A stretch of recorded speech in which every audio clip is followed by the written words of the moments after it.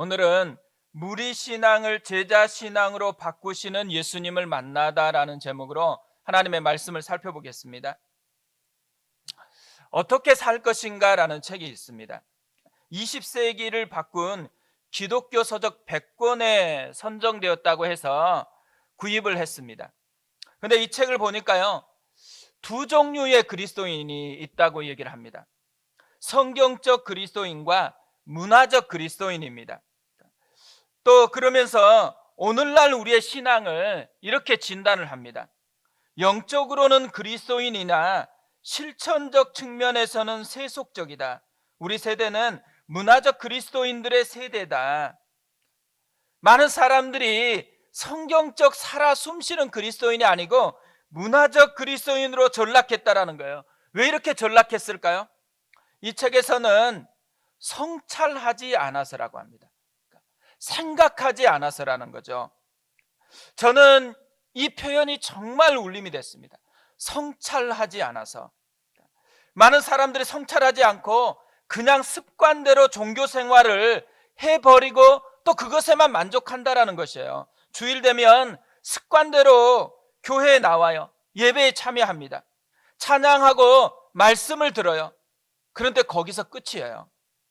말씀을 들어도 전혀 자신의 삶으로 연결되지 않는다라는 거예요. 그러면서도 아무런 문제의식이 없다라는 거예요. 하나님의 임재 앞에 두려움으로 서지 못하면서도 아무런 문제의식이 없다라는 거죠.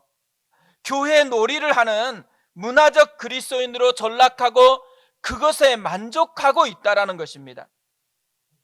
요한복음을 우리가 살펴보면요, 이 요한복음에서도 두 종류의 사람이 있다고 합니다.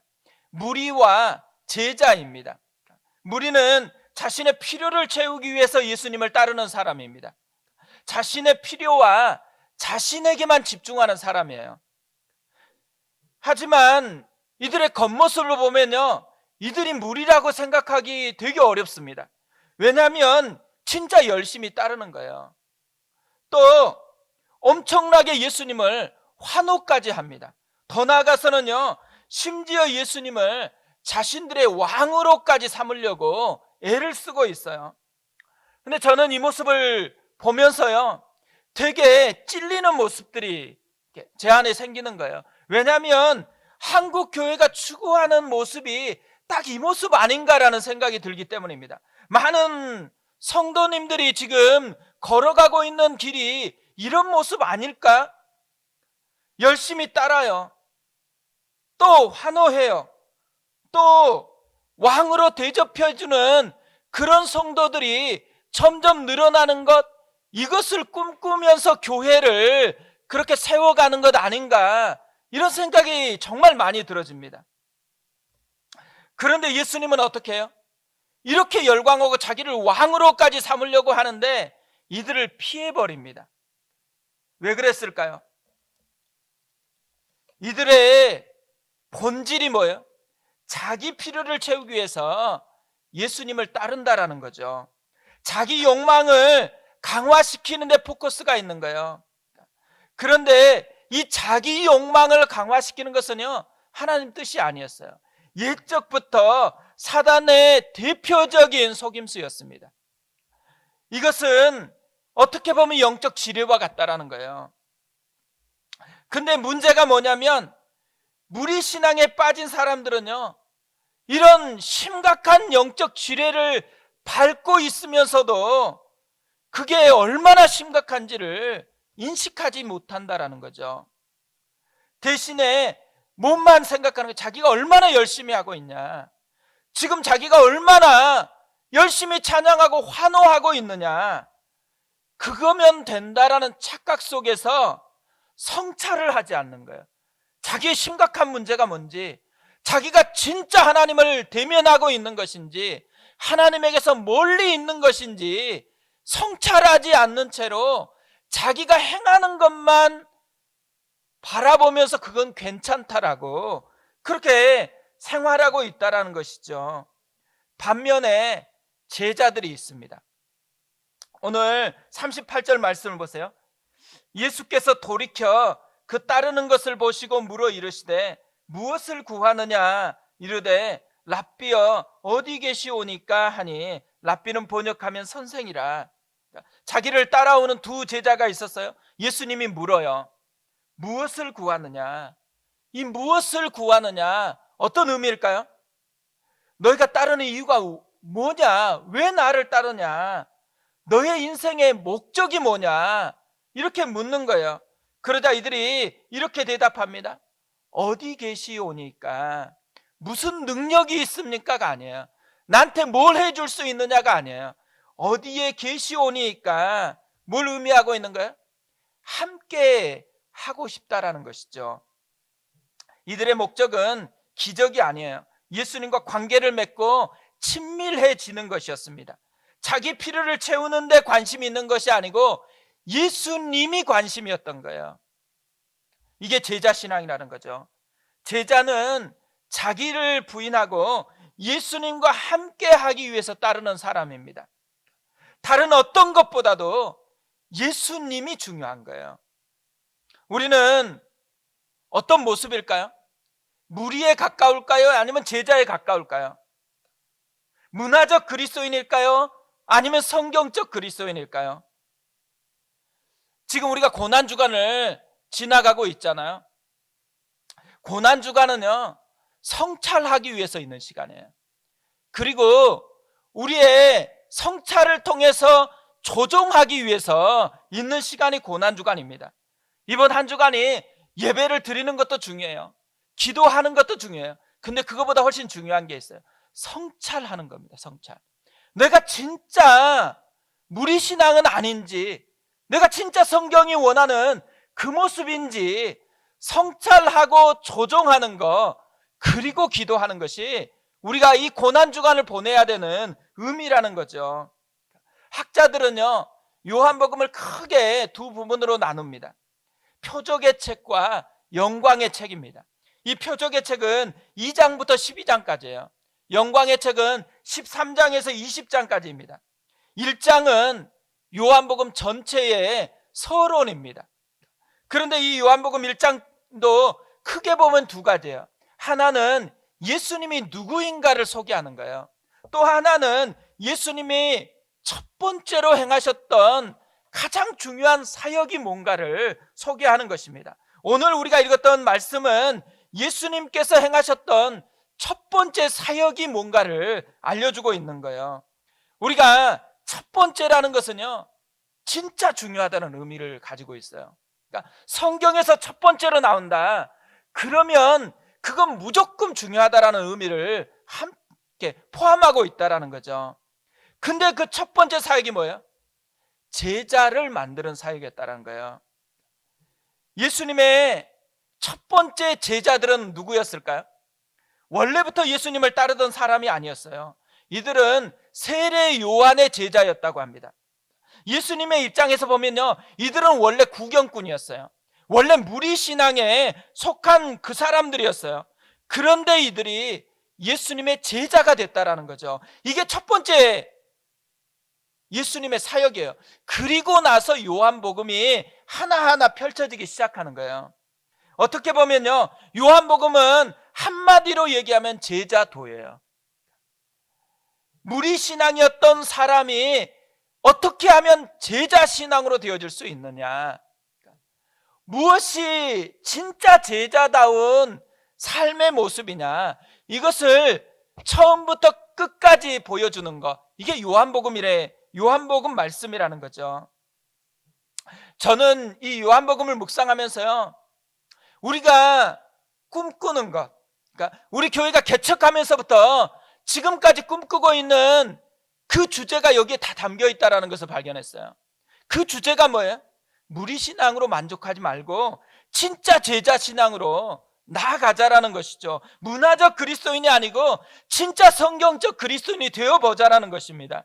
교회 안에서만 신앙적으로 살아가는 사람이 아니고 우리의 삶에서도 진짜 하나님이 내 힘이다라는 것을 경험하는 실제적인 그리스도인의 모습을 우리도 경험하자라는 거죠. 성경의 사람들은 교회에서 예수님을 만났던 것을 기록하고 있는 게 아니에요.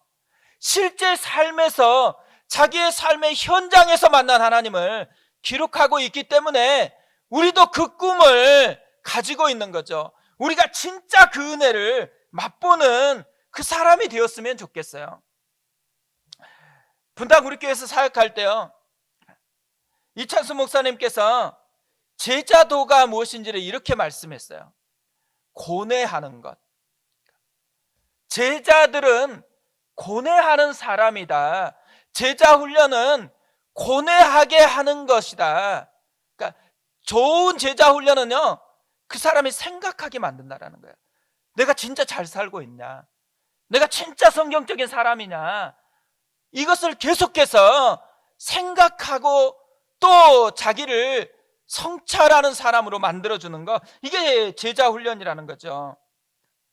성찰해서 무리신앙에 있는 사람이 제자 신앙으로 바꿀 수 있도록 도와주는 것이 제자 훈련이라는 거죠.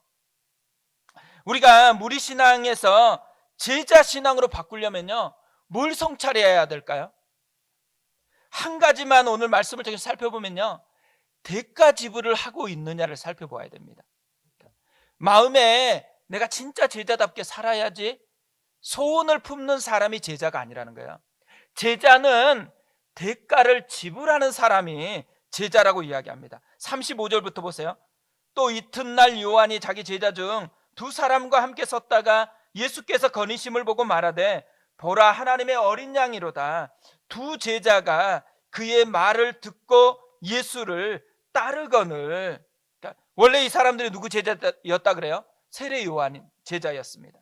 그런데 이들이 언제 예수님의 제자가 돼요? 세례 요한이라는 이 좋은 스승을 버리고 예수님을 따를 때라는 거죠. 그러니까 대가 지불을 했을 때 제자가 되었다라는 거예요. 그러니까 최선의 적은 차선이라는 말이 있잖아요. 세례 요한, 예수님께서 이 땅에 존재하는 사람 중에 가장 큰 자라고 했거든요. 진짜 좋은 스승이에요. 그런데요, 이런 좋은 스승을 예수님을 만나기 위해서는 버려야 된다는 거예요. 예수님을 따르기 위해서 이 두 사람에게 있어서 차선은 세례 요한이었어요. 예수님을 따르는데 방해가 됐던 한 가지 요소가 있다면 이들에게는 세례 요한이 방해거리였다라고 볼 수가 있는 것이죠.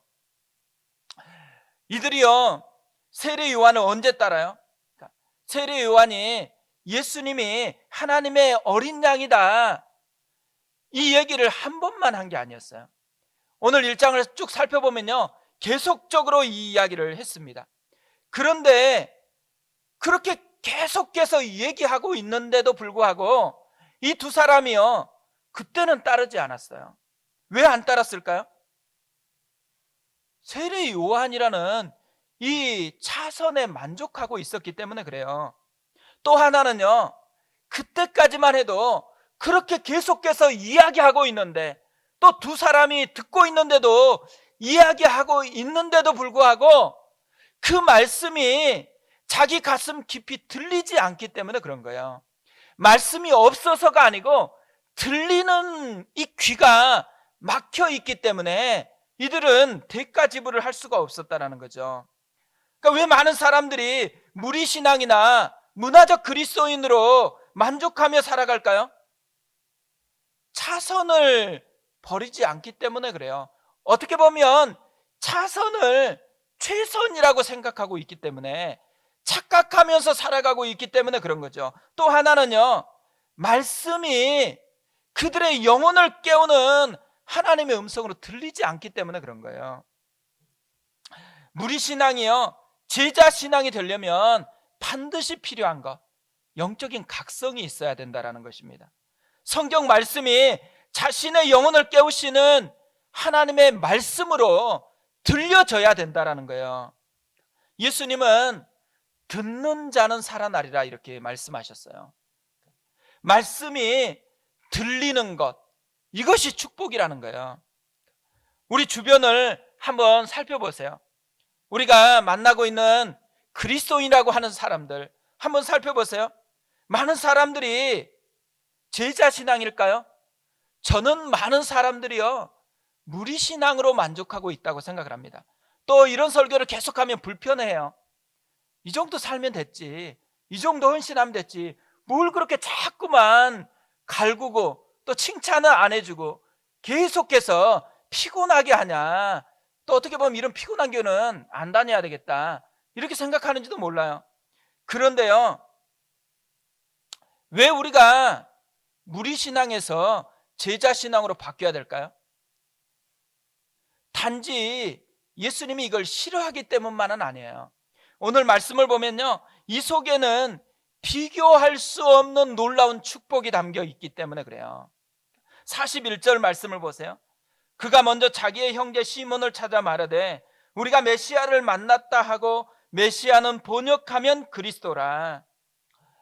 우리가 이 글로 읽으니까요, 이 안드레의 감정을 못 읽는 것 같아요. 안드레의 느낌을 생각해 보세요. 우리가 이 땅을 살아가면서 경험했을 때 진짜 가슴 벅찬 경험, 너무너무 가슴이 뛰었을 때, 그때 한번 생각해 보세요. 그때와 똑같은 모습이 지금 안드레의 모습이에요. 진짜 가슴 벅찬 변화를 그가 느끼고 있다는 거죠. 예수님을 아는 것이 바뀌었습니다.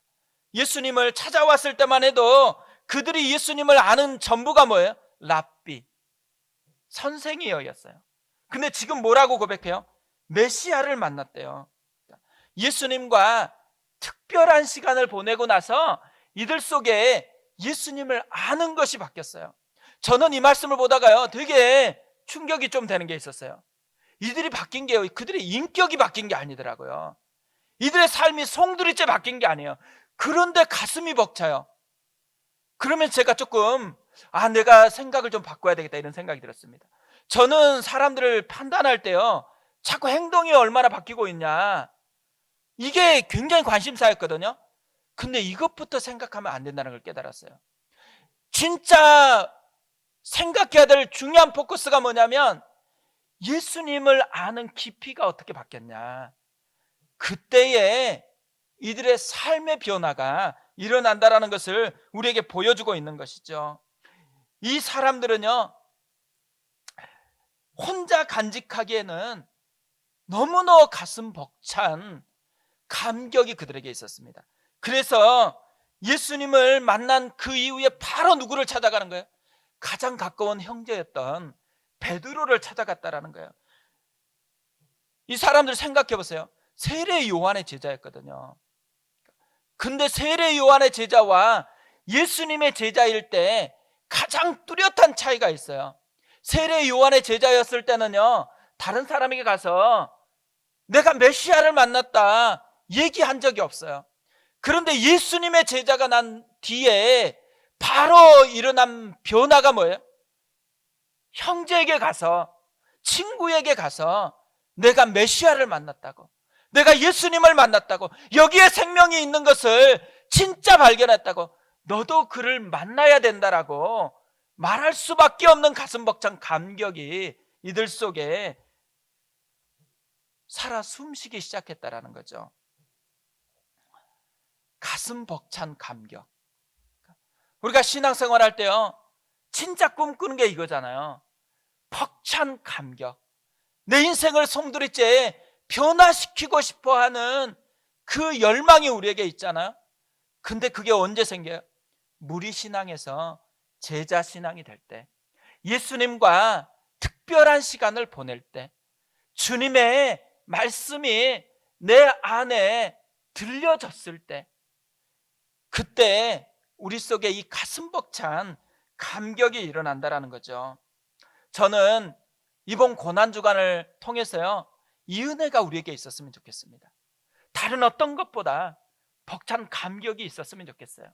우리 속에 이제까지 알고 있었던 예수가 전부가 아니고 진짜 예수를 다시 더 깊이 만났으면 좋겠어요. 그러기 위해서 주의 음성이 들려졌으면 좋겠어요. 하나님과 함께하는 특별한 시간을 사모하고 주님께로 나아갔으면 좋겠어요. 그리고 그것을 위해서 성령님께서 우리의 귀를 열어주었으면 좋겠어요. 우리의 영혼을 깨워줬으면 좋겠어요.